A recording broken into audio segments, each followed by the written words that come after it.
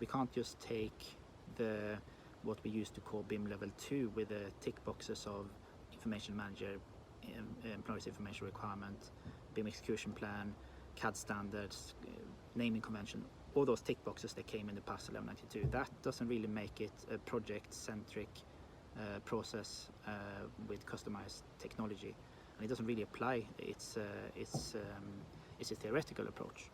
What we need to do is to customize this so it fits into the stakeholders' specific requirements for their business and for the projects that they're trying to deliver. My name is Jimi Clark. I'm a director for DDC Solutions. I thought I'd explain a little bit about myself and my background and why we formed this company and what we do in our company. My background is in science. I studied anatomy, physiology, biomedical science since early 90s, and my idea was that I wanted to work in a scientific environment. I have worked in a clinical environment, and I thought that the scientific approach would be more suitable for me and the way I am as a person.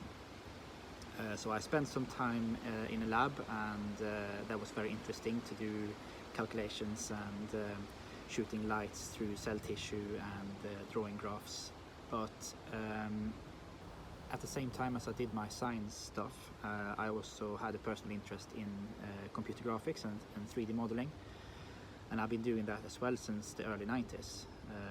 And when it came to make a decision about what I'm going to do with my career, I made a choice to move into the computer graphics area rather than pursuing the scientific career.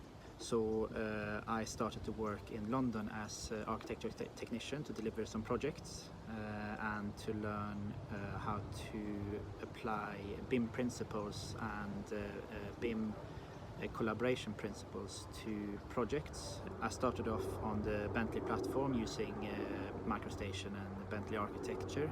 Previously to that I used AutoCAD, Bryce 3D, SketchUp, 3D Studio Max, and some other smaller applications. Once I got my teeth into the whole BIM aspect and Bentley architecture, then moving on to EcoSim, I was kind of hooked on that path.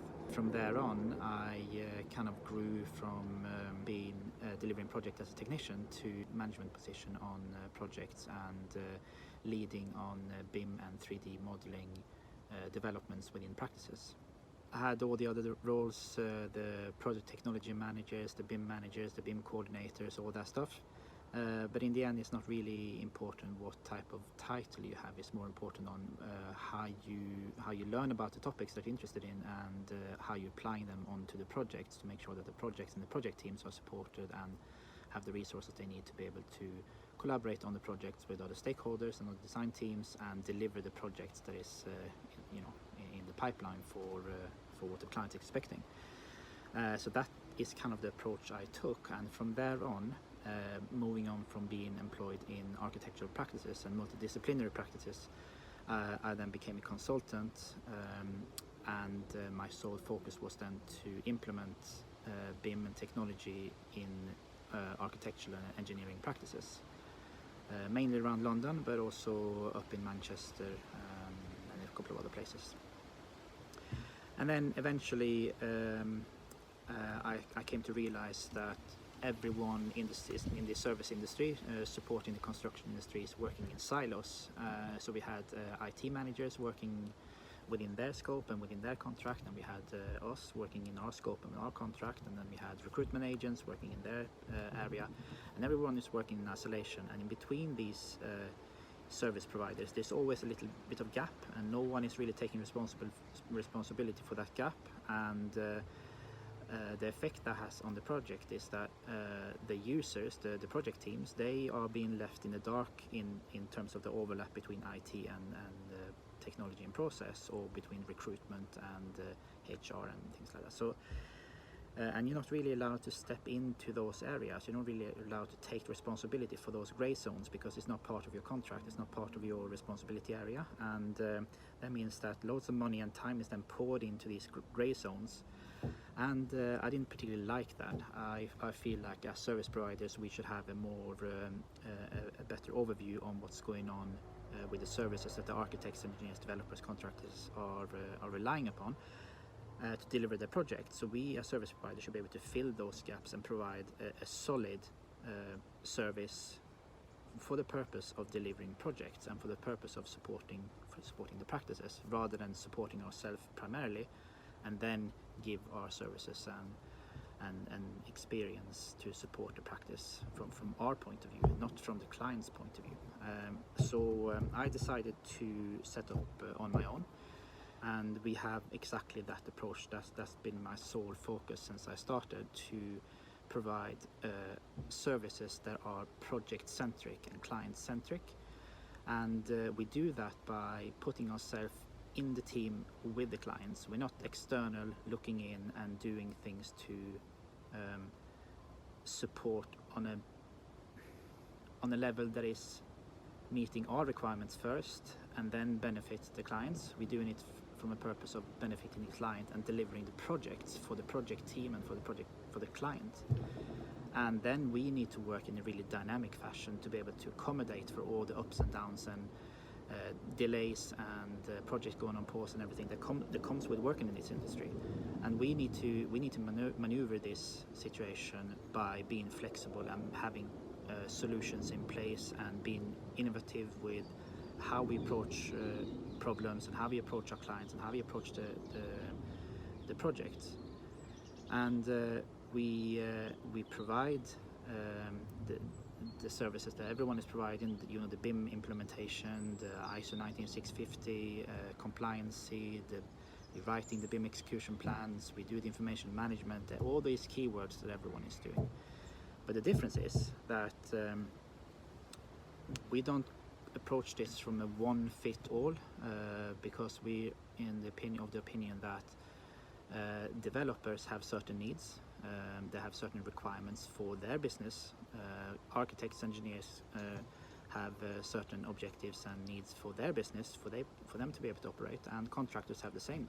We need to make sure that the developer have what they need, so they can appoint stakeholders or designers and contractors to this project, so that they can meet the requirements for the developer. And we need to make sure that we implement specific technology and process and support for the designer, so they can accommodate the developer and they can work with the contractor once they're coming on board and so on. So it's so our approach is not that we do BIM. Our approach is that we achieve BIM through having specific resources, specific technology, customized processes, technology for specific purposes. We take this approach with our other services as well. So we do recruitment, and we recruit from inside the industry. We're not sitting outside and selling into the industry. We're sitting in the industry and we're saying, okay, what we need for this project, we need this type of person. That person needs to have this type of skills. So we find that person, we train that person up on these skills, and then we put them onto the project. So from day one, they can be productive, rather than how it often is now. Someone needs to buy a service from outside, they need to take this person in, and then they need to find someone who can train them up and implement it into the practice so they can be functional. Because we're already sitting inside, we find the person, bring it in with us, make them suit the environment they're going to be working in, and put them on the chair to start to be productive. We also provide licenses, and we're not an authorized reseller, so because we don't want to be in the pocket of Autodesk, we don't want to be in the pocket of Bentley, so we are using a partner to sell software through, and that means that we have some flexibility in terms of prices we can offer. So we offer massive discounts on the software we're selling, because we're not in the business of selling software, we're in the business of providing support and resources for our clients so they can deliver projects. So yeah, so it's kind of the approach we take to our industry, and it's quite a unique approach, and we have quite good feedback, and we have clients we've been working with for a very long time, and it's ups and downs, especially now when we have this COVID situation. Everyone have to chip in to make sure that the industry keeps ticking over and we can still deliver our projects.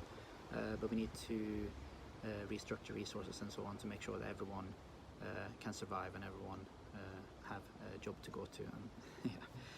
Okay, so that's a little bit about me, my background, the company, what we do, why we do things. If you have any questions or interested in anything that we do, please visit our website. Thank you.